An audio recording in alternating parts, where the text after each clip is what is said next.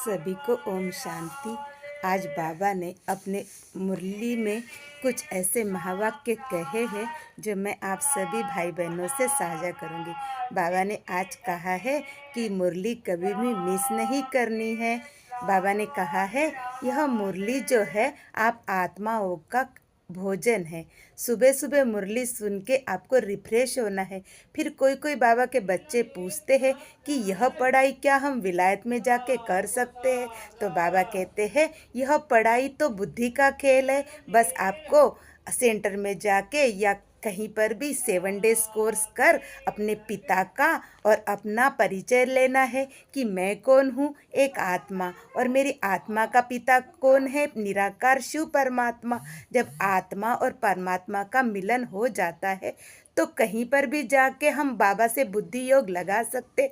और यह पढ़ाई तो बुद्धि की है, याद की यात्रा है। बाबा कहते मन मना बहव, मतलब स्वयं को आत्मा समझ मुझ बाप को याद करने से आपके कई जन्मों के पापों का विनाश हो, आप सद्गति को प्राप्त हो सकते। और बाबा कहते जो ज्ञान आप मनुष्य आत्माओं से या किसी भी संत आत्माओं से सुन रहे हो तो क्या उससे आपकी सद्गति हो सकती है? क्योंकि मनुष्यों की सद्गति कर ना सके, इसलिए परमात्मा शिव को ब्रह्मा तन में आकर यह ज्ञान सभी ब्राह्मण वत्सों को देना पड़ता है। फिर बाबा कहते हैं कि हर छोटे बच्चों को भी आप यह ज्ञान सुनाओ कि आप एक आत्मा हो और आत्मा समझकर ही उस परम ज्योति को याद करो। मगर बाबा यह भी कहते हैं कि जब तक यह ज्ञान माता पिता में नहीं होगा आप आने वाले पीढ़ी को आध्यात्मिक कैसे बनाओगे? इसलिए स्वयं भी आप अपने पिता का परिचय लो। बाबा कहते सबका सद्गति दाता तो मैं एक ही हूँ।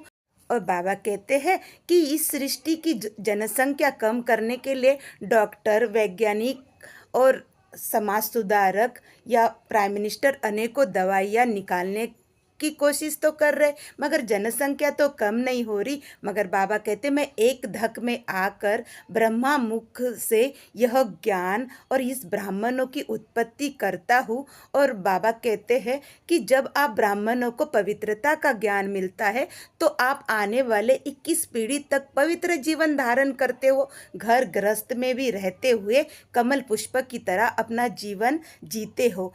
कहते हैं कि आगर कापूस एक जगह रह नहीं सकता, मगर आप ब्रह्म कुमारी या ब्रह्म कुमार यह इस सृष्टि के लिए एक उदाहरण बनते हो कि गृहस्थ जीवन में कीचड़ में रहकर भी कमल पुष्प की तरह हम सुंदर जीवन गृहस्थ आश्रम बनाते। फिर बाबा कहते कि आत्मा सो परमात्मा का सफ़र आप कैसे करते हो? तो बाबा कहते ब्राह्मण ही देवता, देवता ही क्षत्रिय, क्षत्रिय वैश्य, वैश्य सो शूद्र, और शूद्र के बाद पुनः ब्राह्मण, पुनः देवता और पुनः क्षत्रिय बनते हो। यह चक्र सृष्टि का चलता रहता है। हर 5000 वर्ष के बाद मैं इसको रिपीट करने के लिए इस सृष्टि पे आता हूँ और तुम ब्राह्मणों की रचना करता हूँ ब्रह्मा मुख से।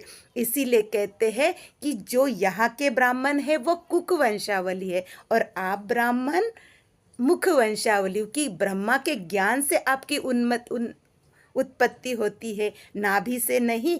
आप विष्णु वंशावली हो, देवता बनते हो। नर से श्री नारायण कैसे बनते हैं वो पढ़ाई पढ़ते हो। बाबा कहते यह गीता का राजयोग सिखाने के लिए मैं तुम्हें बताता हूँ, मगर कृष्ण